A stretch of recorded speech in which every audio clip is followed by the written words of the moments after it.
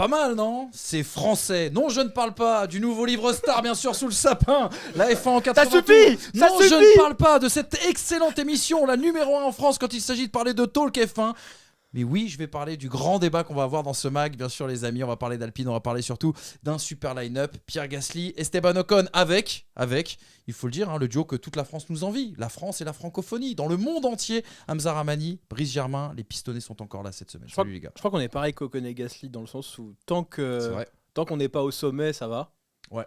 Et une fois que ça montera. Parce que je crois pas qu'on est au sommet là en ce moment. On n'est jamais au sommet. Faut toujours faire mieux. C'est une certitude, t'as raison. Ça va depuis lundi? Ça va très bien, surtout ce que la France t'envie, c'est ton nouveau livre que je te laisse présenter. Le trophée. La Formule 1 en 80 tours. Exactement. Par Emmanuel Moine et Exactement. Guillaume Nedelec. Tu sais que ce bouquin a plus de temps d'antenne que Max Verstappen. Hein. C'est vrai. On en parle plus que vous puissiez parler. Je vous mets une petite page au hasard. Voilà. 55e tour. 55e tour. C'était quoi? 71. Ah oui. Exactement. Incroyable. Voilà. C'est Hop, tac. 60e tour. Ah, ça c'est incroyable. La victoire dans la pit lane de Michael Schumacher. Encore un problème de stand chez Ferrari. Voilà les gars. On arrête de parler de ce bouquin, même si, on le rappelle, c'est le bouquin à voir bien sûr sous le sapin. Le petit programme de cette émission, les gars, on regarde ce qui nous attend parce qu'on parlera aussi MotoGP, on va parler d'Alpine, on va parler d'Ocon et de Gasly. Qui vous a le plus impressionné en 2023? On attend bien sûr vos réactions en commentaire. Et puis, Bagnaia Martin, c'est le fil rouge de cette saison de MotoGP. Margot va venir nous en parler. Vous allez voir, il y a eu une manche le week-end dernier qui a coulé, qui a laissé des traces, on va dire, dans cette fin de saison. Et on attend de savoir qui sera le champion du monde du côté des deux roues. Mais on commence toujours cette émission, les gars, avec le courrier des lecteurs. On adore lire vos commentaires. Je vous rappelle que le dernier mag était consacré justement à la prise de fonction des pistonnés en Formule 1 et à différentes idées pour révolutionner la Formule 1.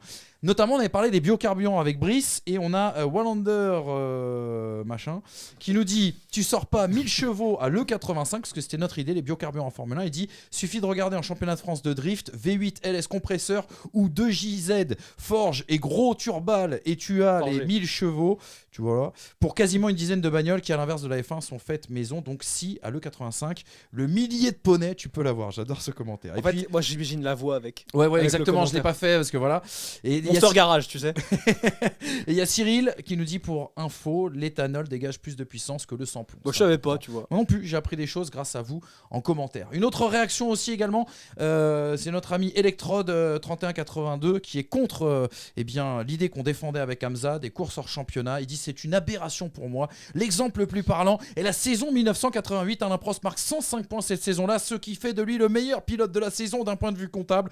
Pourtant c'est Senna, 11 points derrière lui, qui est titré champion du monde. Cela va totalement à l'encontre du sport de dire que celui qui a marqué le plus de points dans la saison n'est pas forcément champion du monde. Alors juste, le principe d'une course hors championnat, c'est justement qu'elle ne soit pas dans le championnat du monde. Il me semble, corrigez-moi si je me trompe, 88, c'est une saison où on prend, sur une saison, je sais pas, à 14 Grands Prix par exemple, on prend les 11 meilleurs résultats, ce qui n'a absolument rien à voir avec ce que l'on a proposé. Une course hors championnat, c'est une course qui n'a aucune incidence sur le championnat du monde de Formule 1. Exactement. Mais je pense qu'Electrode a mal vécu cette saison 88 et c'était important aussi de le partager pour la culture. C'était important. Une demande de notre ami Phoenix qui nous dit s'il vous plaît, donnez du soutien pour le retour des quiz. C'est Romain Grosjean qui est derrière ce compte? Peut-être. Je suis pas sûr qu'il a regardé Pistonné depuis une certaine vidéo de 2019. Mais c'est pas grave. Le retour des quiz, on y réfléchit. Sur le nouveau plateau peut-être avec 2024. les 2 heures. Exactement, 2024, on va réfléchir à tous ces formats, mais c'est vrai que ça nous manque aussi parce qu'on s'était bien marré quand on avait fait ça. Et puis sachez que les gens nous connaissent. Les gens nous connaissent, les gars, ça c'est incroyable. Les gens savent qui on est et savent dénuer le vrai du faux. Il y a Do2222 qui nous dit faut vraiment virer le montage avec vos têtes et Xurkzorn qui nous dit vu le montage avec Hamza, c'est forcément Manu qui l'a fait. Ça, tu vois, les gens savent les relations tendues que nous avons et t'as voulu volontairement me mettre dans la sauce. Exactement. Mais les gens ne sont pas dupes, monsieur Moine. Les gens ne sont pas dupes. Je me rappelle de ce bras fin là. Je vais peut-être te mettre dans la sauce maintenant parce qu'on a NoBlade qui nous dit l'Amzani serait donc une autre version de la Macronie, sûrement plus drôle. Alors, je veux dire quelque chose, plus franchement, dans le fait qu'il n'y a pas le choix. Franchement, je vais être très honnête, je pense qu'on se marrait quand même avec moi. Ah oui, j'espère. Voilà. Je vais voter pour toi, moi. T'auras la grâce des 100 jours, mais derrière. Et puis on a Finger Pilot qui nous dit Brice Germain, tu es incroyable. Tu as vraiment endossé ta casquette de dictateur. Avec ta proposition du push-to-pass pour dépasser, tu souhaites que le pilote qui a dépassé se retrouve à la merci du vaincu. Mais à quel moment va-t-il foncer pour attraper les autres devant ? Avec ça, on aura très très peu de remontada. Ne serait-ce pas les expériences frustrantes du karting qui t'inspirent ? Bah si, bien évidemment. Non, franchement, c'est une love story, les gars. Merci beaucoup en tout cas pour tous vos messages. Et bien sûr, le courrier des lecteurs, dernière édition, ce sera la semaine prochaine. Si vous nous gratifiez, bien sûr, de très belles choses. Allez, mon Polo, on y va, on se lance dans le débat. Il faut parler français, il faut parler Alpine, il faut parler Gasly, il faut parler Ocon. Et peut-être un premier bilan de notre tricolore.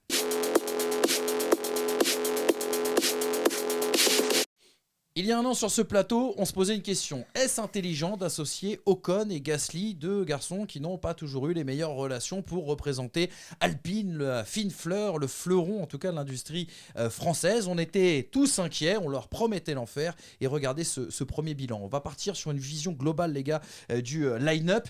Une rivalité, je le disais, depuis petit, une lutte en coulisses depuis l'enfance entre ces deux garçons qui ont vécu dans la même région, qui, on va dire, se sont battus pour avoir le soutien de certains sponsors, le soutien aussi de la Fédération française des sports automobiles, ce qui a laissé des traces pour deux personnalités aussi également diamétralement opposées. Un line-up, mine de rien, qui donne satisfaction. La saison a été difficile en coulisses. Du côté de chez Alpine, je ne reviens pas sur ce qui s'est passé, on a fait suffisamment d'émissions sur le sujet. Et quelque part, la première question que j'ai envie de vous poser, est-ce que c'est pas même ce line-up la seule, voire la rare satisfaction de cette saison chez les Bleus, malgré le fait qu'il y ait pu avoir des accrochages ? On a tous en mémoire l'accrochage en Australie, celui en Hongrie, et les mots, la petite polémique après le Japon. Qu'est-ce que vous avez pensé au global, avant de rentrer dans les deux personnalités, de la saison du line-up d'Alpine ? On ne peut pas leur reprocher grand-chose à partir du moment où la voiture ne correspond pas aux performances espérées par rapport aux qualités des deux pilotes. On ne peut pas leur reprocher grand-chose à partir du moment où la gestion de la saison d'Alpine a été catastrophique et que du coup les deux pilotes se retrouvent dans un univers où en fait il n'y avait pas grand-chose de sportif sur cette saison 2023 tout simplement. Au-delà de la régression sportive d'Alpine, quand tu vois ce qu'Aston Martin est parvenu à faire sur une demi-saison finalement, puisqu'ils sont un peu sur une passe bien plus compliquée sur la seconde partie de saison. Quand tu vois ce qu'a réussi à faire McLaren sur une demi-saison en étant extrêmement performant sur la seconde partie de saison, Alpine n'a même pas réussi à faire ça. Là, encore une fois, sur la course à Las Vegas, je ne comprends pas, je ne sais pas comment, pourquoi, Ocon qui performe, manifestement oui, ils ont trouvé des réglages, etc., mais je ne l'avais pas vu venir. Mais de la même manière, sur d'autres circuits, je m'attendais à voir Alpine performant, je l'ai vu absente, cette voiture. Donc, en fait, je n'ai rien à reprocher, même s'il y a eu des accrochages, ou d'ailleurs les pilotes non souvent, mais j'ai rien à reprocher aux pilotes à partir du moment où l'environnement dans lequel ils évoluent est tout sauf sain. Quand on me dit c'est en train de changer, ok, ça fait 20 ans, ça fait 20 mois peut-être que j'entends c'est en train de changer, qu'il y a des nouveaux visages, qu'il y a de nouvelles têtes. Là, à la mi-saison, on a transformé la moitié de l'équipe, on a coupé des têtes pour en mettre de nouvelles.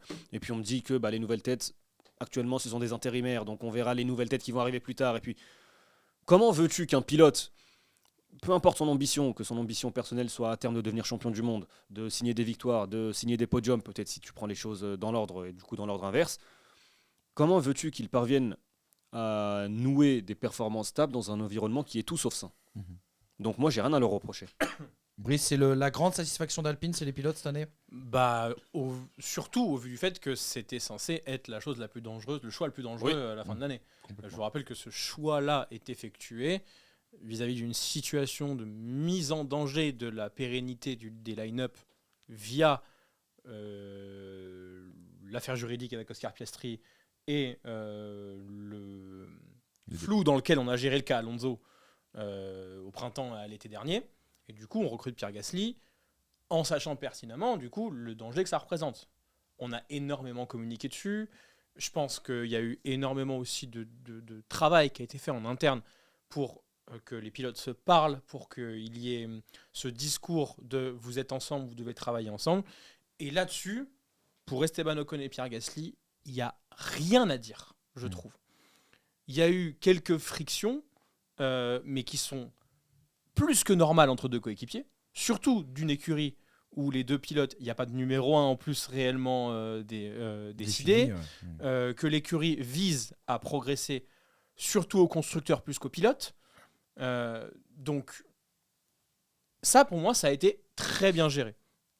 Il y a l'affaire du Japon où il y a Gasly qui pète un câble à juste titre. Mais ça, comme tu le dis, c'est pas une histoire de Gasly-Ocon, c'est vraiment, je pense, une affaire de coéquipier. Oui. Et- Gasly-Ocon, ça aurait pu être Gasly-Stroll ou Oui. Gasly-Alonso ou Gasly-Max. Gasly aurait pu réagir de cette manière-là. Bah, c'est plus le cas parce que on n'a rien promis quoi que ce soit à qui que ce soit. Le numéro 1, Oui, c'est ça. Mais ça va avec la politique. Le numéro 1, il va se définir par lui-même et non pas par un statut de base. Gasly n'a pas débarqué avec Lewis Hamilton à côté de lui ou Max Verstappen à ce moment-là. Il débarque avec Esteban Ocon. Esteban Ocon sait pertinemment qu'en face de lui, il a quelqu'un qui va venir pour être numéro 1, mais qui ne le sera pas dans le statut défini. Et lui, il a un statut à défendre qui est celui de gardien des clés de la maison, puisque lui est là depuis le renouveau du projet, puisqu'il a, il est sorti du projet Renault pour arriver dans le projet Alpine avec tout le renouveau qui va avec. Donc là-dessus, sur les pilotes, pour moi, ils sont exemplaires, les deux. Et encore, ça aurait pu mal se passer. On se souvient de l'Australie. Ouais. Très vite dans la saison, il y a eu quand même cet accrochage qui a fait perdre un nombre de points très important à l'équipe. Bon, au final, quand tu vois le déroulé de la saison, est-ce que l'Australie aurait changé quelque chose ? Je pense pas, puisque Alpine dans un no man's land entre Williams et Aston Martin. Mais ça peut renforcer d'autant plus la rivalité entre les deux pilotes. Oui, mais Où ça, l'un veut tuer l'autre, ça quoi. ne l'a pas été. En tout cas, dans ce qu'on perçoit, dans la manière dont ça travaille, ça ne l'a pas été. Et pour moi, c'est le gros gain qu'a eu Alpine cette saison. Parce que qui aurait pu prédire que Gasly-Ocon ensemble, ça travaillerait mieux ensemble que Alonso-Ocon ?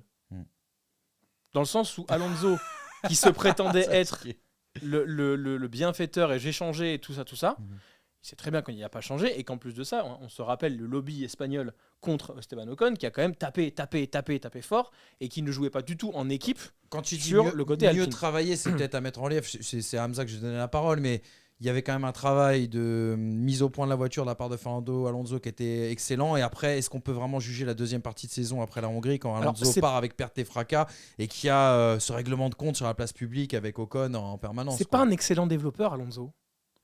C'est pas Vettel, hein. C'est pas un mec qui regarde, hein. Ouais, sur le feedback technique, je pense quand même qu'il Moi, a quelque j'entends chose des déclarations, je lis. Il n'a des jamais été coéquipiers. celui qui a le plus. Je sais pas, Andrea Sella qui, quand il prend l'exemple de Piastri, il le compare à Alonso. Bon, bah écoute. Moi, j'aimerais surtout savoir en termes de feedback technique, sur quoi tu t'appuies pour dire finalement que le duo Alonso-Ocon, moi je l'ai toujours dit dans les pistonnés à l'époque, je considérais que c'était l'un des meilleurs, si ce n'est le meilleur line-up sur le papier. Et dans la complémentarité aussi. Oui, parce qu'au final, dans les t'as deux Ocon profils. qui reste toujours avec cette étiquette, entre guillemets, d'espoir, qui commence quand même à devenir à maturité. Mais bon, comme t'as Alonso, il vampirise parce évidemment. qu'Alonso est plus fort que la structure. Et à partir de là, ça va pas, surtout dans une structure qui est en construction. Moi, je trouve que là, les deux pilotes, c'est très bien. Exactement comme Norris et McLaren, Sainz avec McLaren. Ou même Sainz Leclerc chez Ferrari, tu vois. Sainz fait un peu des remous, mais c'est gentillet, quoi. Ça pousse Leclerc, c'est pas une mauvaise chose. Mais oui, voilà. Là, je trouve que Gasly-Ocon, c'est très bien. Maintenant, il faudrait que Enstone et Viry s'inspirent de ce côté on se déteste, mais on doit bosser ensemble. Il faudrait qu'ils s'inspirent d'Ocon et Gasly pour essayer de mieux intégrer les choses, en sachant qu'on sait pertinemment de sources internes que du côté d'Enstone, on n'arrive pas à intégrer la boîte de vitesse correctement avec le reste, et que du coup tout le monde se rejette la faute et que ça bosse pas bien ensemble. Donc là-dessus, pour moi, Alpine est en régression par rapport à l'année dernière, et c'est pas leur faire insulte que de dire ça arrive. Et par contre, la vraie seule satisfaction de la saison, c'est d'avoir réussi à amener un line-up qui pour le moment travaille à la croissance de l'écurie. Pierre Gasly, regardez, il était l'invité du podcast de la Formula One Beyond the Grid. The Grid. Je fais l'anglais, moi, ça a toujours fait. Beyond the Grill. Qui disait je savais que ça ne serait pas facile, mais en même temps, je savais aussi que nous avons beaucoup grandi. J'étais un peu inquiet de la façon dont il m'accueillerait et travaillerait avec moi, mais je connais Esteban depuis longtemps, donc je sais comment nous travaillons. Nous avons des personnalités différentes, nous sommes juste deux types de personnes différentes, mais au final, je pense que nous avons très bien travaillé. Je pense que nous avons compris la responsabilité qui était la nôtre. Nous ne passons pas beaucoup de temps ensemble, mais lorsque nous arrivons sur la piste, nous sommes au travail. Il y y aura toujours une sainte rivalité, l'un voulant battre l'autre. Mais ce qui m'importe le plus, c'est que cela n'impacte pas l'évolution de l'équipe et celle de la voiture. C'est à peu près ce que vous avez résumé tout à l'heure dans vos propos. Est-ce qu'on peut pas se demander si demain l'Alpine est véritablement performante, si le côté la bonne entente, ils ont travaillé ensemble, super line-up et c'est génial, etc. Si tout ça sera pas remis à plat et à Bien zéro. sûr que si. Mais il faut pas que les mecs se détestent pour que ça arrive. Je vous rappelle du premier podium commun de Rosberg et Hamilton. Oui, Ils sont limite en pleurs d'être ensemble sur un podium de Formule 1. ça a bien changé après. Mais n'importe qui. Donc en fait, ça posera même pas problème à ce moment-là. C'est même pas un souci. Là où ça pourrait poser problème, c'est maintenant. Parce que on a souvent dit que deux pilotes travaillaient bien ensemble quand ils s'entendaient bien. Sainz-Norris par exemple. Là, en l'occurrence, ils travaillent bien ensemble sans bien s'entendre. C'est juste des collègues qui savent que s'ils travaillent pas bien ensemble, ça va pas aller dans la bonne direction. Déjà que Alpine a suffisamment de soucis dans le développement et dans la structuration interne pour se payer en plus le luxe d'avoir deux pilotes qui travaillent pas dans le même sens. Donc bien sûr que si jamais ils sont à haut niveau à un moment donné, ça va péter. Mais comme ça pèterait enfin n'importe qui en fait. Enfin je trouve pas ça inquiétant du tout. C'est normal. Même Checo qui n'avait aucune velléité en arrivant en 2020, enfin fin 2020, est arrivé et a tiré sur Max à des moments. Et Max a tiré sur Checo parce que y a un rêve au bout et que le rêve, les deux peuvent pas l'avoir au même moment. Le mot de la fin sur cette juste toute petite première partie, Hamza, tu es totalement convaincu par ce line-up Ocon-Gasly plus que l'année dernière? Non, pas plus que l'année dernière. Factuellement, tu perds Alonso, tu récupères Gasly. Avec tout le respect que j'ai pour Pierre Gasly. Bien sûr, mais bon. Maintenant, mais je le disais déjà. Peut-être plus sain, c'est ce que je veux dire. Je le disais déjà en début de saison. Les histoires personnelles entre Gasly et Ocon, ça m'intéresse pas. Donc ça m'intéresse encore moins aujourd'hui. À partir du moment, et je savais que les deux seraient suffisamment intelligents parce que ce sont aujourd'hui des hommes, en fait, tout simplement. Des professionnels. Ils ont tout intérêt à collaborer l'un avec l'autre pour aider la structure à grandir, pour aider Alpine au niveau de sa progression. Donc il n'y a aucun intérêt à se tirer dans les pattes. Donc moi, par rapport à ça, je n'ai jamais eu la moindre inquiétude entre les deux.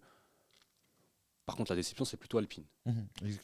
Exactement, et ça, on en a beaucoup parlé tout au long de cette saison. Rentrons dans le cœur du sujet, les gars. Et cette question inscrite en bas de votre écran, Ocon-Gasly, qui vous a le plus impressionné en 2023? Je vous ai préparé des stats. Vous savez, vous connaissez l'adage, bien sûr, dans les pistonnets. Il y a d'abord des stats, voilà, et ensuite il y a le marqueur de l'impression. L'impression qui, bien sûr, l'emporte toujours sur le reste. Les stats, justement, la comparatif entre ces deux saisons. On a Ocon qui est 12e avec 58 points. Gasly, pardon, excusez-moi, qui est juste devant 4 points d'avance. Un podium pour Ocon à Monaco, un podium en sprint pour Gasly, un podium en Grand Prix aussi également du côté de Zandvoort. Une position moyenne en course qui est un peu meilleure pour Ocon, 9.13 par rapport à 10.10. Une position en qualif un poil meilleure pour Gasly, 11.10 contre 11.14. 7 abandons pour Esteban Ocon, 2 abandons... 3 abandons pour Gasly, 7 pour Esteban Ocon. Allons encore un petit peu plus loin. Dans le duel 1 contre 1, en qualification, c'est Gasly qui mène face à Ocon 13-8. En course, on a Gasly qui mène face à Ocon sur les Grands Prix 11-10, c'est très serré. Et sur les sprints, 5-1 en faveur de Gasly. Et si on remonte encore un petit peu plus le fil aussi également de cette saison, on va dire qu'il y a 2 marqueurs. On a un Esteban Ocon qui est parti avec un petit peu d'avance. Enfin, on avait, on va dire, des écarts qui étaient très serrés jusqu'à Monaco où Esteban Ocon fait son podium. On va voir, Esteban Ocon à ce moment-là va prendre le lead un peu sportif au niveau des résultats jusqu'au Grand Prix d'Italie où là, à un moment donné, ces deux courbes se croisent et Gasly va prendre un petit peu plus l'ascendant. On peut aussi l'expliquer sur le fait de l'adaptation, la compréhension aussi également de ces deux autos. On vous avait proposé en avant-saison une interview des deux garçons. On les avait rencontrés à Londres lors de la présentation de la voiture et les deux discours étaient assez clairs. Ocon, il y avait cette idée d'aller casser ce plafond de verre, d'endosser ce rôle de leader après le départ de Fernando Alonso, et de l'autre côté Pierre Gasly qui nous disait c'est une année de transition, il va falloir que je découvre déjà le fonctionnement de cette écurie, comprendre le fonctionnement de cette voiture et voir la pierre que je peux apporter à cet édifice. À l'arrivée justement de ces 21 courses et en attendant la 22e qui va arriver dans quelques jours, qui vous a le plus impressionné du coup les gars en 2023? Ça dépend de sur quoi, on va dire. Moi, j'avoue que je m'attendais pas forcément à ce qu'Esteban Ocon m'impressionne autant en course. Faut pas oublier que s'il y a 4 points de retard et qu'il a des moins bonnes stats, encore une fois, Ocon a 7 abandons, dont 5 de fiabilité. C'est un tiers de la saison qui part en fumée. Il y a eu 2 accrochages pour Ocon et 3 pour Avec Gasly d'ailleurs à chaque fois. Oui, mais et 3 accrochages pour Gasly. Ouais. Mais Gasly il a eu des problèmes de fiabilité en essai et en qualif, mais il n'a jamais abandonné en course sur fiabilité. Donc les courbes sont proches, mais au final, est-ce que Esteban Ocon ne serait pas devant ? Moi, Esteban Ocon m'a impressionné parce que j'ai pas beaucoup de souvenirs de course où quand il a le matériel, en termes de, justement, comme on disait lundi, de racecraft, c'est-à-dire de Science de la course. de science de la course, il est toujours à fond. Enfin, en fait, il me dégage plus de trucs en course que Pierre Gasly. Après, Pierre Gasly, là où il est ultra impressionnant, c'est que c'est sa première année, quoi. Moi, c'est pour ça qu'il me fait la plus grosse impression. L'adaptation est folle. L'adaptation est folle, la sérénité est folle. Je trouve que il a enfilé ce costume alpine comme un gant. Et qu'à aucun moment, en fait, ça ne fit pas, ça fait tâche ou quoi. J'ai l'impression qu'il y a depuis 3 ans. Et ça, pour moi, c'est très impressionnant. Et il a la régularité que n'a pas réussi à avoir Esteban Ocon. Donc, d'un côté, impressionnant, de l'autre, régularité. J'ai l'impression de voir un line-up Leclerc-Sainz, un petit peu.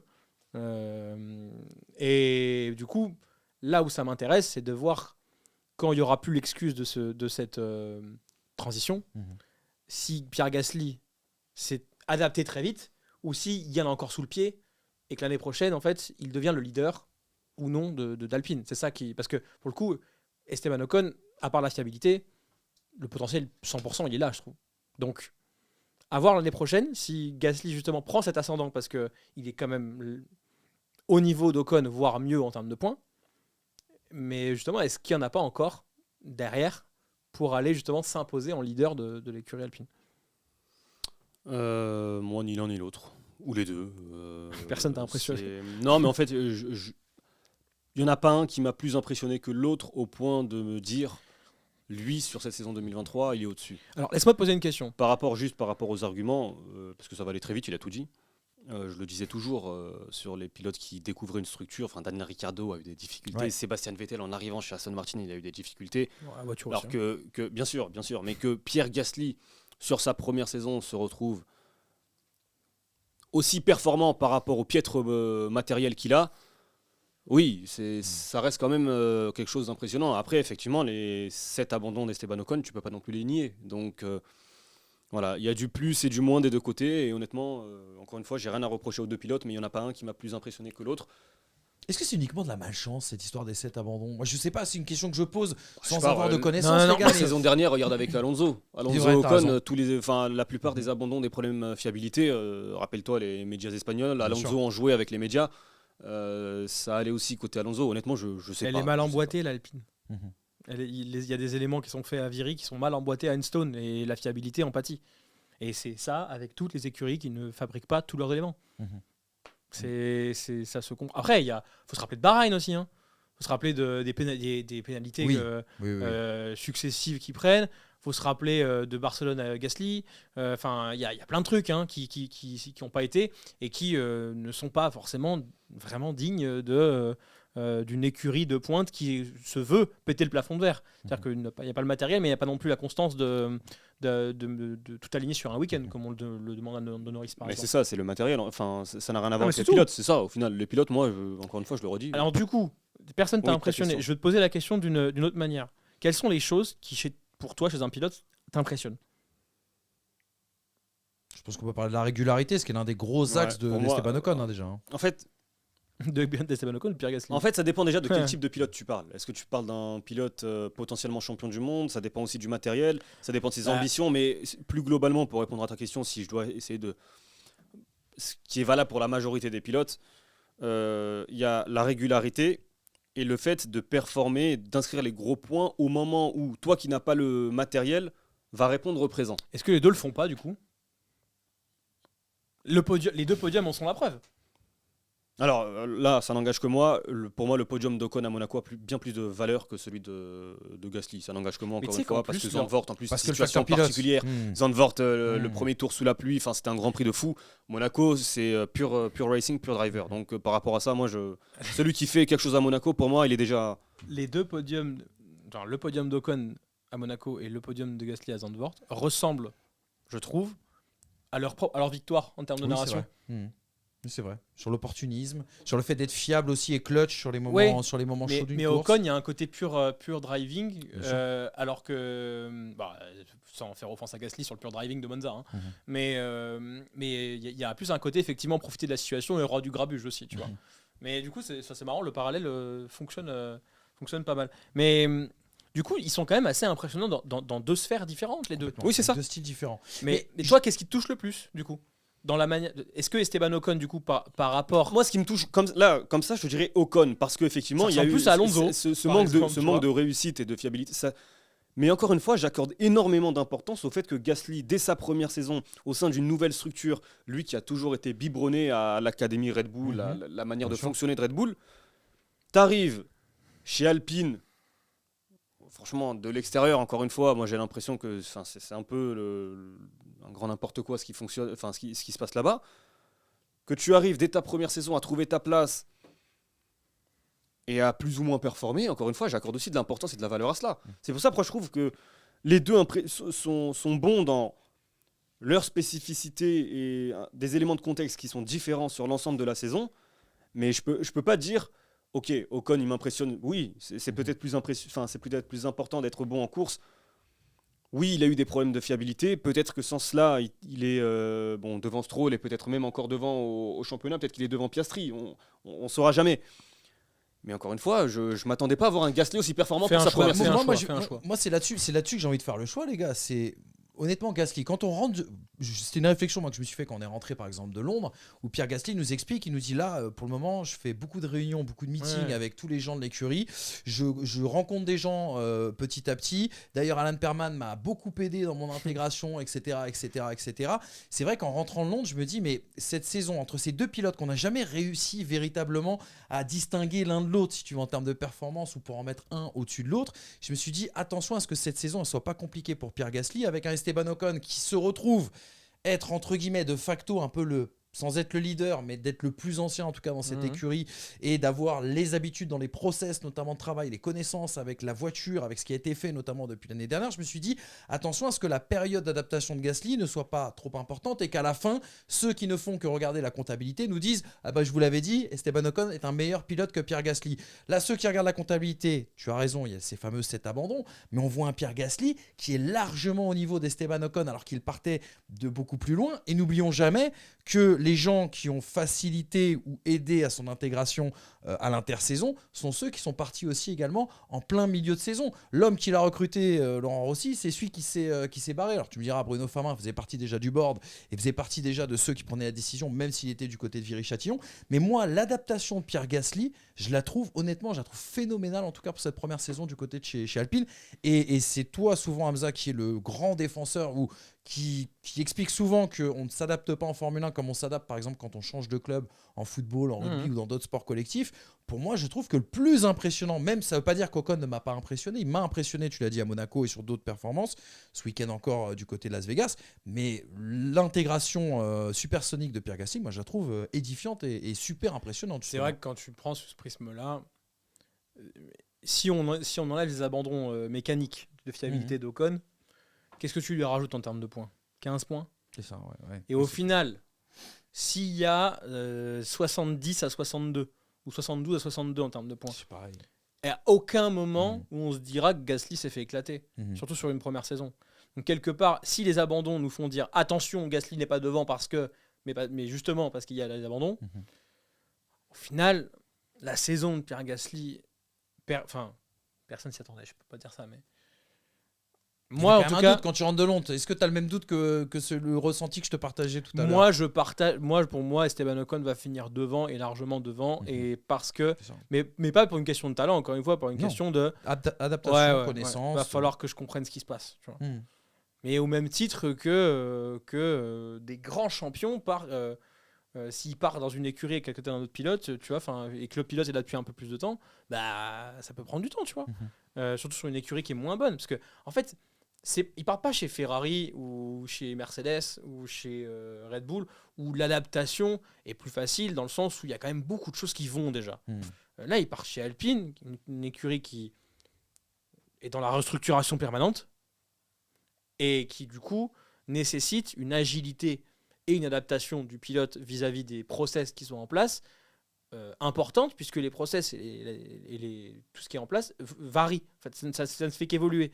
Donc, non seulement le pilote, il a connu qu'une structure, c'est la famille Red Bull. On peut dire AlphaTauri Red Bull, mais bon, vite fait, c'est quand même la même structure. Il découvre une mentalité, il découvre un endroit où ça fonctionne à 2 unités, et il découvre ça. On vous rappelle que les pilotes sont lâchés à la fin de saison, il est lâché début décembre, donc il a 3 mois. 3 mois pour arriver et se mettre au niveau du je vais jouer le championnat du monde de Formule 1. Donc effectivement, quand tu repenses au truc comme ça, peut-être que la position où va terminer Pierre Gasly l'année 2023, elle est peut-être plus impressionnante qu'un talent davantage exprimé d'Esteban Ocon, je trouve, par certains moments, qu'on connaissait peut-être déjà. La régularité chez Esteban Ocon, même s'il y a cet abandon, donc du coup la régularité est un peu minorée, mais on l'avait vu chez Force India par exemple. Exactement, et puis l'adaptation de Pierre Gasly dans une autre écurie, on l'avait pas vu justement. Chez Toro Rosso peut-être ou chez AlphaTauri, mais chez Red Bull c'est là où le bas blesse. Quoi, justement, l'adaptation non, parce qu'il était à la maison chez Toro Rosso. Oui, c'est ça. Donc au final, la pression n'est pas le même, le coéquipier n'est pas le même, et les enjeux sont pas les mêmes. Mais la dernière expérience de départ, et Helmut Marko lui en prévenait, en disant attention, tu sais très bien ce qui va se passer si tu pars. La maison, c'est la maison. T'es bien à la maison, t'es fort à la maison. En tout cas, c'est vrai qu'il y en a un qui a prouvé quelque chose cette saison, c'est qu'il pouvait être fort ailleurs que chez AlphaTauri.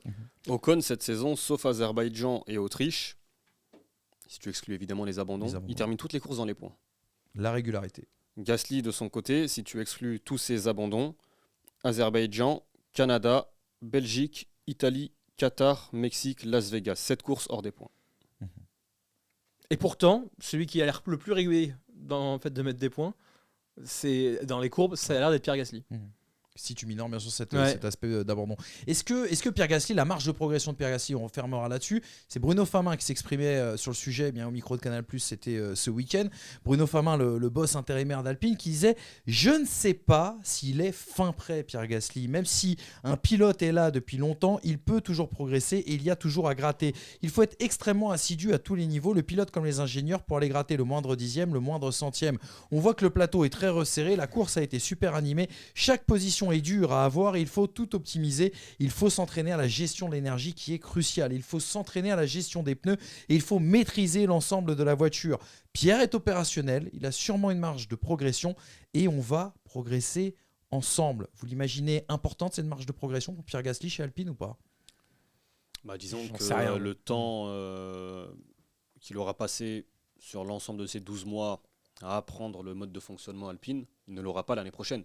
Donc il pourra consacrer ce même laps de temps à faire autre chose. Donc factuellement, j'aurais tendance à te dire que oui, il y a une marge de progression qui est certainement plus importante côté Gasly que côté Ocon. Mais c'est pas cette marge de progression qui va en tout cas moi, qui va me faire dire que sur la piste, cela va se ressentir par exemple, à course égale, même nombre d'abandons, etc., par un Gasly qui va mettre 2 tiers des points et Ocon 1 tiers des points. C'est pas du tout ce que ça veut dire. Mais la marge de progression, elle peut ne pas être que sportive. Dans la compréhension, dans le contexte, à voir. Mais je pense effectivement que Gasly, forcément, il est encore nouveau. Un an, c'est pas assez au sein d'une écurie. Donc, à voir. On verra ça l'année prochaine, les gars. Alpine sera bien sûr attendu au tournoi. 2024, c'est vraiment l'année où on va avoir des réponses là-dessus. Exactement. Et je pense que c'est là où aussi Alpine devra... Alors ça dépend aussi de l'état de la voiture, mais faire des choix aussi dans le sens où tant que la construction est là, c'est bon, il n'y a pas de problème. Mais il y a un moment donné où si l'écurie suit son plan et qu'elle arrive à jouer, ne serait-ce qu'avec les... Quel plan ? Elle plane ? Non. Elle plane d'où ? Non mais réussir. Non mais vraie question, quel plan aujourd'hui ? C'est quoi le plan Alpine ? Apparemment on est en phase 2, selon Famin. Tant qu'on n'est pas en phase terminale, c'est bon, mais Après, les gars, on peut espérer que l'année prochaine, il y ait une convergence un petit peu des philosophies de création des voitures et qu'on tende à se rapprocher. Une convergence de Non, quoi? mais C'est une équipe RB19. intérimaire. Non, mais tu vois, je veux dire, regarde, tu sais très Je veux bien. bien, mais Tu sais très bien ce qui est prévu chez Ferrari et chez Mercedes, c'est-à-dire qu'on étudie cette Red Bull depuis maintenant des mois, et qu'on devrait avoir une voiture qui ressemble beaucoup à cette RB19. On a vu l'exemple de McLaren, on a vu l'exemple d'Aston Martin. J'ai du mal à imaginer qu'Alpine trouve autre chose. Bah, c'est la seule écurie qui a pas fait un bond. Oui, c'est vrai. Oui, c'est vrai. Enfin, Peut-être que justement, la ils seule vont des apprendre gros, de leur entre guillemets, ou erreur. des constructeurs. Ils vont peut-être apprendre de leur erreur de cette année. Bah, j'espère. En attendant, il faut régler ces trucs internes Et puis le moteur. d'Enstone Viry, quoi. Mhm. Bah, le moteur, est-ce que ça a réellement été un problème? 20 chevaux, ça doit être relou quand même sur certains circuits, je pense. Non, Ouais, bah, quand Esteban Ocon a une des meilleures vitesses de pointe à Las Vegas. c'est vrai. Mais peut-être que tu sacrifies, alors ça n'a pas été le cas à Vegas, mais parfois peut-être que si tu regardes la vitesse de pointe, peut-être ça sacrifie la dégradation des gommes, etc. Ça n'a pas été le cas. en fait, il y a juste- Regarde la McLaren, ils ont Sur fait d'autres pire, ils n'ont pas réussi à avoir c'est ça. Ils vrai. ont un moteur Mercedes. Hein. Ouais, il y a complètement. juste trop de travail à faire côté écurie avant de se focaliser sur les pilotes. D'accord. Eh bien, Mais, voilà. mais en attendant, du coup, on peut au moins se satisfaire de quelque chose, c'est que les Ah deux oui. sont impressionnants Bien dans quelque sûr. chose. Totalement. Et que le line-up dont on pensait que, de par la perte de Piastri et Alonso, cette perte des deux-là ferait un line-up de malade mental déjà. Hein.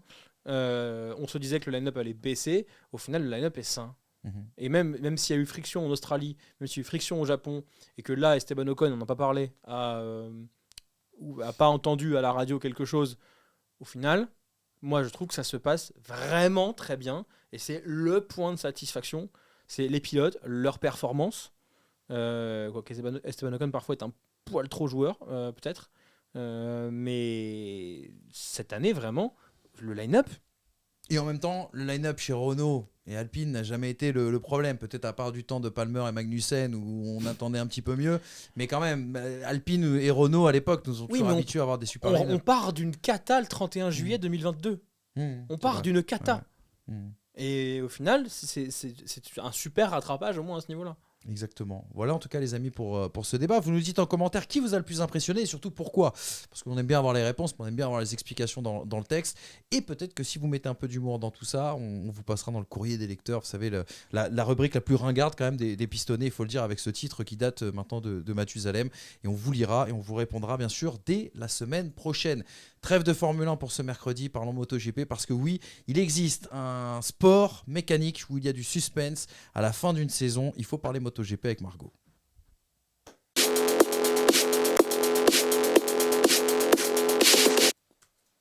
Margot parle moto, il y a beaucoup de choses à dire et on est ravis de te retrouver Margot dans ce studio. C'était le petit changement là pour apporter un peu de sang frais et un peu de sang neuf. Brice est sorti mais tu nous rejoins ça Margot? Ça va super, et toi? Ouais, ça va super. Pas trop courroucé, fatigué par cette fin de saison complètement folle en MotoGP? Si, parce que tu sais plus où donner de la tête en fait. Tu sais plus vraiment ce qui se passe. Ça change tout le temps. Enfin, pas le leader, mais ça change. Un coup, il y en a un qui est bon, un coup, il y en a un qui est moins bon, etc. Et vu que tu as deux courses, bah, il se passe beaucoup de choses en un week-end. Rien qu'au Qatar, ce week-end, même au niveau du nouveau vainqueur, Fabio Di Giannantonio, qui n'a pas de guidon pour l'année prochaine. Et il se bat avec Bagnaia aussi. Enfin bref, il se passe beaucoup de choses et c'est compliqué de trouver le bon sujet, tu vois, par exemple. T'es jamais sûr, tu dis bon, tu choisis un sujet en début de semaine et après, c'est jamais le bon. Ça peut bouger d'heure en heure. Le sujet que tu as choisi... Profites-en, parce que nous, c'est long et c'est nul. Bref. On arrive encore à trouver des If I sujets, speak. mais fallait pas qu'il y ait une course de plus dans cette saison. Le sujet que tu veux nous parler aujourd'hui, bien sûr, Margot, c'est ce duel entre Bagnaia et Martin, qui aurait pu jouer d'ailleurs ce week-end du côté du Qatar. Martin qui a repoussé l'échéance samedi en s'imposant une nouvelle fois, bien sûr, en sprint. Mais lors du Grand Prix, l'Espagnol a terminé 10e. Raconte-nous un petit peu justement ce qui s'est passé.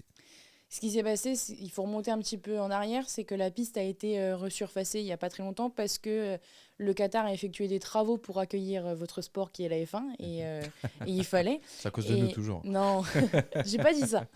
Et ce qui se passe, c'est que la piste était sale vu qu'elle a été resurfacée. Il y avait beaucoup de sable en fait et les infos étaient un peu différentes de 2022 pour les écuries.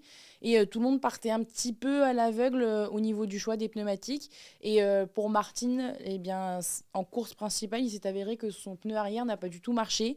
Et il a expliqué qu'il était dur comme de la pierre. De toute façon, on l'a vu à la fin du Grand Prix, il s'est directement retourné vers son pneu arrière en passant la ligne et en secouant la main. En plus, déjà, dès le début du Grand Prix, le départ, il l'a complètement loupé. On peut le voir sur l'image. En fait, il a glissé, il s'est rattrapé. Et heureusement qu'il s'est rattrapé parce que ça aurait pu être bien plus grave avec tous les autres pilotes qui arrivaient derrière. On l'a déjà vu avec Bagnaia, de toute façon, en début de saison, à la mi-saison. Et de toute façon, ce n'a pas été le seul pilote à se plaindre des pneumatiques, puisque Bagnaia, la veille, déjà, en course en sprint et déjà en essai, il expliquait que voilà, la dégradation, elle était assez rapide, assez bizarre. Et en sprint, il n'a pas eu d'adhérence, ce qui fait qu'il a passé la ligne d'arrivée le 5e. Donc, moins 7 points. Déjà qu'il est arrivé avec 14 points d'avance, ça a divisé par 2. Mais finalement, celui qui en a été le plus victime, donc, c'est Martin. Sur la course de dimanche, vu qu'il y a plus de points qui sont mis en jeu, Bagnaia, cette fois-ci, a repris 14 points, ce qui fait qu'il a une avance de 21 points avant d'arriver à Valence, le dernier Grand Prix. Donc là, on saura qui sera champion du monde. Et Martin, on en a parlé hier, de toute façon, Martin, à l'issue du Grand Prix, voilà, il a accusé Michelin de lui avoir volé son titre. Et c'est vrai qu'aujourd'hui, les motos et les pilotes vont de plus en plus vite, les limites sont de plus en plus repoussées, donc forcément, il y a des problèmes et c'est de plus en plus fréquent. Mais il faut aussi nuancer un peu ce que le pilote dit, parce que voilà, tu as aussi le jeu des médias, tu as la colère de Martin, et ce qui est complètement compréhensible, d'ailleurs, Bagnaia a même compati, il y a eu de la compassion pour lui. Mais voilà, c'est souvent le pneu qui est remis en question, mais je pense comme en F1, parce que c'est le premier contact avec le sol. Et ça, quand tu en discutes avec voilà, les responsables pneumatiques à n'importe quel niveau qui vont échanger avec les pilotes, bah, ils ont le sentiment aussi d'être toujours accusés, mais ils le disent. Il y a une discussion après avec le pilote, et il faut aussi que lui, il se remette en question. Donc il y a une part de responsabilité effectivement de Michelin, mais à voir vraiment ce qui se trame aussi du côté de Pramac Ducati, enfin pour Jorge Martin. Tu nous as expliqué justement cette déclaration de Jorge Martin. Tu nous as expliqué pourquoi aussi un pilote à la descente de la course peut avoir une réaction comme ça à chaud. Mais on a quand même envie d'avoir ton idée et surtout ton opinion là-dessus. Est-ce que pour toi, Jorge Martin a perdu justement ses chances de titre au Qatar à cause de Michelin ? Non, parce que s'il n'était pas tombé en Indonésie quelques Grands Prix plus tôt, il a 25 points de plus. Comme si tu prends avec Bagnaia, tu peux faire aussi dans ce sens-là. Si Bagnaia décide pas de partir trop vite à Barcelone et qu'il tombe, il y a aussi peut-être 25 points de plus. Ou encore un mauvais choix de pneus en Inde, par exemple. Donc, peut-être même que Bagnaia serait champion actuellement. Tu sais pas. Bien sûr. Si Martin a perdu ses chances de titre, il faut le voir sur la totalité de la saison. Et ça, en fait, peu importe le sport, quand ça se joue sur un championnat aussi long, tu dois remonter avant, tu dois aussi prendre toutes les erreurs, les podiums, les victoires. Et Bagnaia aussi a eu des problèmes pneumatiques, ça s'est peut-être joué plus tôt dans la saison. Et encore en sprint, bon certes, il y a eu moins de conséquences, mais dans tous les cas, il y a eu ces problèmes et ils sont là. Donc les conséquences auraient été les mêmes. Maintenant, ça se joue à la fin, donc tu le vois plus. Et je vais même aller plus loin parce que pour moi, mathématiquement, Martin peut encore être champion du monde. Il faut que Bagnaia marque 4 points de plus en sprint pour être titré dès le samedi.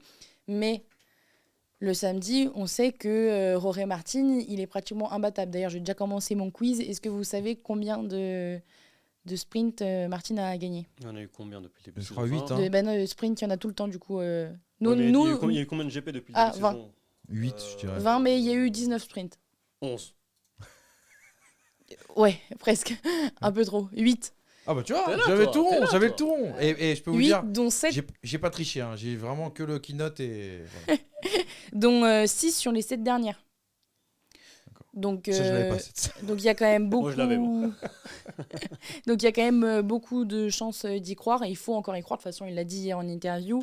Et en plus, Pecco aurait très bien pu aussi tomber en course. En fait, il y a beaucoup trop de scénarios qui sont possibles, qui peuvent se passer. Le titre peut largement se jouer dimanche. Certes, Francesco Bagnaia a 2 points de plus à 2 victoires de plus au total en Grand Prix que Martin. Mais avec tous les rebondissements qu'on a eus ces derniers temps, tu m'en as parlé directement quand je suis arrivée, tant chez l'un que chez l'autre, 21 points, on peut vite redescendre à 9 points comme s'il gagne la sprint et que Francesco Bagnaia tombe. Enfin, il y a plein de choses qui sont envisageables. Alors oui, sur le papier, on le voit là, Bagnaia, il a l'avantage, mais sait jamais. Et c'est aussi un peu ce qui fait la beauté de ce sport. Exactement. Ce qui fait la beauté de la MotoGP, c'est qu'une chute est si vite arrivée et que ne pas marquer de points, c'est quelque chose qui peut aussi également arriver. Et tu l'as dit, le sprint le samedi, la course le dimanche, ça fait encore beaucoup de points à récolter. Margot, elle a une bonne idée, Hamza. Elle veut tester nos connaissances un peu sur cette saison 2023. Avant cela, j'avais juste une question très rapide. Vas-y. Enfin, une remarque plutôt. Fais attention parce que peut-être dans 15 ans, si Jorge Martin n'est pas champion, peut-être qu'il portera plainte contre Michelin. C'est un peu nous en F1, c'est un peu la mode. J'ai vu, c'était la mode en ce moment. De revenir alors que tu es aussi responsable de. Tu me parlais de l'Indonésie et d'autres erreurs de sa part ou de son écurie. C'est vrai. Voilà. C'est vrai, Felipe c'est vrai. Massa, si tu nous regardes, on te salue. Exactement. Oui, mais c'est souvent, j'ai l'impression que. Mais ça, peu importe le sport. C'est vrai, quand on aime bien revenir. Des pleureuses. Ouais. Il y a eu la même chose à la Coupe du Monde de rugby, je crois, quart de finale. Ah. Il y avait beaucoup de supporters qui Il y a voulaient eu une pétition aussi après la rejouer. finale de Coupe du Monde de football 2022. Celle-là, J'ai vu t'as une pas plu. pétition. Celle-là, t'as pas plu, je sais Non, mais pourquoi. Ouais, mais je comprends. hein. Jamais. Est-ce qu'on pourrait jouer? Parce que Allez, tu vois, les auditeurs réclamaient un quiz. Je pense que c'était un quiz Formule 1. Mais sur un quiz MotoGP, il y a peut-être moyen qu'on rigole un petit peu. Ça peut parler à tout le monde. Est-ce qu'on a bien. En fait, l'intitulé du quiz, c'est est-ce qu'on a bien écouté Margot cette année? Quel est le surnom de Bagnaia? Peko. Boum, un point. Franchement, je crois que j'ai été beaucoup plus dur dans les Ouais. questions. Ouais, mais bah, si tu veux, ça je va te être mets du un hasard. point. Je te mets déjà un point bonus, mais après tu l'as du posé hasard automatiquement. total. Allez. Point bonus pour Hamza, je l'avais pas. Alors, quel est le pilote entre les deux? C'est forcément entre les deux, entre Martin et entre Bagnaia. Quel pilote a le plus de titres de champion du monde? Bagnaia. Bagnaia. Ouais. Il arrive en premier, Hamza, je crois. Bien. Parce Champion que du monde en titre, monsieur. Ouais, ouais. oui, mais Martin a un titre de champion du monde aussi. En moto 2. Ah oui, non, mais pardon. En Ok. moto 2, c'est ça? Moto 3, je crois. Moto 3. Ah. Mais qui est cet homme? Mais Bagnaia en a bien effectivement deux parce qu'il a aussi un titre en moto 2 en 2018. Mais du coup, Ils ont ouais, été c'est- titrés tous les deux en Ah, C'est vrai qu'en 2018. moto, Tu quand comptes. tu dis moto champion du monde, c'est vrai qu'ils ont l'habitude de prendre moto. Exactement. Du coup, c'est. Parce que c'est des global. championnats du monde. Ouais. À la Ok. différence de la F2 et de la F3. D'accord. Bagnaia. Bagnaia champion. Ok. Ouais, deux Allez, contre 1. Donc peut-être 3 contre 1 ou 2-2. Bon, celle-là, normalement, vous avez la réponse si vous m'avez écouté en début d'année. Qui a la meilleure moto? Ah bah Bagnaia. Bon, je vais dire Martin, juste pour essayer. Curé sûr, d'usine. Curé d'usine, Non, je suis Bagnaia. pas sûr, mais. Bah, en fait, les deux ont la même moto. Bah, d'où cette réponse. Non, mais je pensais que d'être un pilote usine te permettait d'avoir Non, un petit avantage. Les deux ont la Desmo Sedici 2023. D'accord, ok. Et ils ont la moto officielle, ils ont le même soutien technique, etc. Et tout, en fait, ce que Ducati peut apporter. Ça a été même vraiment annoncé dès le début de la saison que Martin disposerait des mêmes choses en fait que Bagnaia dans la lutte pour le titre. Alors peut-être qu'ils n'ont pas les mêmes pneus, ça tu sais pas du coup, parce que ça de toute façon c'est tiré au sort, mais les deux ont et le truc qu'il faut avoir aussi, c'est que les deux ont accès aux données de chacun. D'accord. Ah, ça c'est intéressant par contre. Parce que les Ducati partagent leurs données. Forcément, tu en as 8 sur la grille, il y a de quoi faire. Et donc, ce qui fait que le duel entre eux est encore plus... pur, c'est peut-être un peu trop fort, mais ils sont vraiment à armes égales. Complètement. Ils savent ce que l'un fait et l'autre fait. Avec, D'accord. avec leur réglage forcément personnel, parce que... Oui, Non, Ça, c'est t'en as intéressant, besoin. ça. par Mais rapport au style de tu pilotage. sais, on dit souvent, si tout le monde avait la même moto, comment ça se passe? Bah là... On a le cas de figure en tout cas. Troisième question, Bagnaia a presque tout le temps été en tête ce championnat, il l'est toujours, hein, mais il ne l'a pas tout le temps été, mais à partir de quel moment la tendance s'est inversée? Ah, c'est quand il tombe. C'est pas au Il faut le Grand Prix d'Allemagne, non? Ouais, C'est pas en Allemagne qui tombe? Ah, j'en ai parlé. GP de la saison, 6-7ème, tu vois. Ouais. J'aurais dit l'Allemagne ou les Pays-Bas. Honnêtement, c'est hasard total. ouais. Je vous J'ai mens pas. fait une C'est un chronique quiz dessus. random. C'est vrai? J'ai fait une Franchement. chronique dessus. Je me souviens même Mais pas c'est des quand grands il prix- tombe. je C'est me quand souviens il même pas des tombe. grands Il prix de tombe. Formule 1. C'est quand il tombe, mais je me demandais si c'est Mais pas je- Allemagne ou. Moi je pensais que c'était Allemagne ou Pays-Bas dans ma C'est tête. un peu plus bas sur la carte de l'Europe. Ah, ça si doit je être en peux me Espagne ou en permettre. Italie, c'est le mec qui Malte. Et bah ça se rapproche de Malte, c'était l'Espagne. Ah. J'ai pas compté les points. C'était l'Espagne où il avait 66 points d'avance et à partir de ce crash-là, C'est là que Martin ça est switch. revenu. Et Alors Martin qu'il- est passé devant à un moment donné. Hein. Alors qu'il rate pas, Une journée. il ne rate pas la course suivante. Non, Le mec essaye de gratter des points. ouais, mais la remontée de Martin était déjà là. Ça a été l'un des tournants. Elle est un peu compliquée celle-là, mais il faut quand même que je la pose. Pourquoi le titre pourrait se jouer dans les bureaux de la FIM? Parce qu'il y a une réclamation de Jorge Martin concernant ce pneu Michelin. Ça concerne les pneus, mais c'est pas une réclamation de Roy Martin. Pourquoi ça pourrait se jouer Parce que le directeur de course. Ah non, pardon, excuse-moi, je me trompe. Non, de- ça, c'est. Ah, je crois que Il vous est pas avez australien, le directeur de course. je vous pose une colle là. Ça sert à rien du tout. C'est la règle de pression du Ouais. pneu minimal. Je sais pas si vous en avez entendu parler. Il y a Dans cette la- règle mais aussi je en sais pas Formule si 1, ouais, en- tout à fait, ouais. Et dorénavant, en fait, si tu n'es pas, si tu es en dessous de cette pression, donc il y a 1,88 généralement sur le pneu avant et 1,7 sur le pneu et oui, 1,7 sur la plupart des circuits sur le pneu arrière, eh bien, t'écopes de pénalité, donc tu as un avertissement. Mhm. Mais les deux ont eu un avertissement. Donc, tu peux avoir 3 secondes de pénalité au prochain, à la prochaine infraction. Sauf que 3 secondes, c'est Oui, beaucoup, en des moto, fois. c'est énorme. Ouais. En moto, c'est énorme. L'année prochaine, c'est disqualification directe. Hein. D'accord, ok. Mais ça, on aura la réponse avant le. Non. En fait, Ah, bah. hier, Après c'est- le dernier Grand Prix. Ah, bah, Ah bah, je vois qu'il n'y a hier, pas que c'est- les hier, filles qui c'est aux fraises, tombé- c'est bien. hier, c'est tombé 1h30 après. Hein, D'accord. parce qu'il y a eu Johan Zarco, par exemple. Enfin, D'accord. dimanche, pardon, c'est tombé 1h30 après. Il y a eu Johan Zarco, par exemple, qui a été. d'accord, averti. ok. D'accord. Bon, bah, écoute. Donc, si ça devient très très serré pour le Grand Prix, tu sais pas en fait. C'est un sport de bureaucrate, aurait dit Hamza Rahmani. C'est dommage. Et il me reste encore 2 questions. Une petite, qu'est-ce qui les différencie au niveau du comportement? Pecco est beaucoup plus posé, et ben un peu moins charismatique et Jorge Roré Martin. est beaucoup plus bouillant et explosif. Ouais, on aurait même dit arrogant. Il est détesté pour ça. D'accord, tu vois. Je te jure que je Mais pensais tu que sais, tu parce bluffais au que, début. en fait, je me rappelle d'une chronique que Margot a fait où elle nous disait justement que Bagnaia, c'était pas le. Tu avais dit. Oui, mais Martin, j'en avais aucune C'était idée, pas, perso. c'est l'anti-star. Je me rappelle que tu avais Mm. dit ça. Tu avais dit que c'était Mm. l'anti-star, parfois un peu trop poli, un peu trop gentil, en dehors de sa moto. Mais tu vois, au fur et à mesure, j'ai l'impression que depuis sa chute, et depuis en fait sa force de caractère, et maintenant enfin pas qu'il a pas de force de caractère, qu'il n'en avait pas avant, mais il en a de plus en plus, mais il gère en plus aussi de plus en plus sa pression, il gagne en charisme. Ouais. Au fur et à mesure.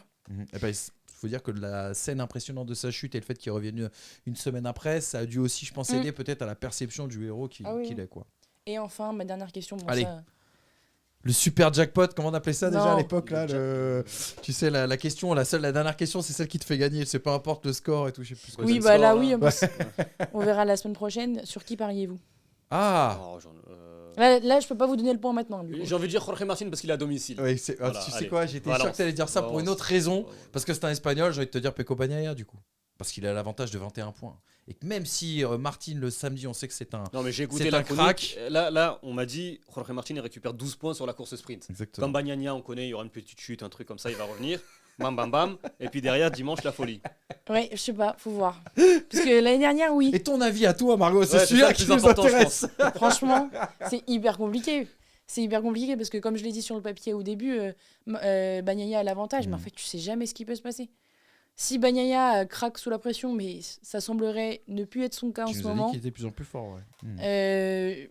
Bon, l'avantage est clairement à Bagnaia, mais bon, Martin est tellement fort aussi ces derniers temps, sans pression, ça peut faire. Enfin, impossible parce que. En fait, C'est pas une réponse, ça. ouais, non, en fait, j'ai du mal j'ai du mal parce que sur un week-end de Grand Prix, sur un week-end où c'est la finale, la pression elle est tellement présente que soit tu fais des trucs de malade, soit tu C'est tout t'écrases. l'un ou tout l'autre, tout à fait. Et l'année C'est là comment dernière, tu gères les événements. c'était compliqué pour Bagnaia. Pourtant, il Ah. avait plus d'avance. Ouais, ça, c'est un point intéressant. Tu nous rappelles les horaires de ce Grand Prix, de ce grand final à Valence, hein, c'est ça, la dernière Valence. manche j'avais dit, ouais. Ouais. C'est toujours 14h. Samedi 14h pour la sprint. Oui, Et dimanche je peux 14h, vérifier. donc du coup pour la sprint, avis bien sûr, chez nos amis de Canal+, qui ont les droits de la MotoGP. Merci Margot. Merci à vous. Il n'y a pas de vainqueur pour le quiz. Est-ce que quelqu'un On a- mérite de gagner? C'est ça la question. C'est ça. On n'a pas compté les points en plus. On demandera aux téléspectateurs Ce qu'ils ont qui pensé. entre Manu et. C'est comme le débat. Qui entre Manu et Hamza mérite de gagner le. Les cancres, c'est les cancres. Qui est le bonnet d'âne de ce quiz en tout cas? C'est vous qui décidez, bien évidemment les amis. Margot, je finis juste là-dessus, c'est une petite info. Le 5 décembre, je crois que tu as un événement que tu organises. Est-ce qu'on a le droit d'en parler ou pas? Non? D'accord. Bon, on n'en parle pas en tout cas. Mais restez connectés sur les réseaux de Margot GP. Il y aura peut-être une petite annonce en tout cas et un grand projet à vous partager. Voilà, c'est la fin de ce mag en tout cas. Il y aura eu de la F1, il y aura eu de la MotoGP. On aura parlé français, notamment avec Michelin et Alpine. Et on attend donc le grand final de la Formule 1 pour être soulagé, mais le grand final de la MotoGP pour savoir qui sera champion du monde.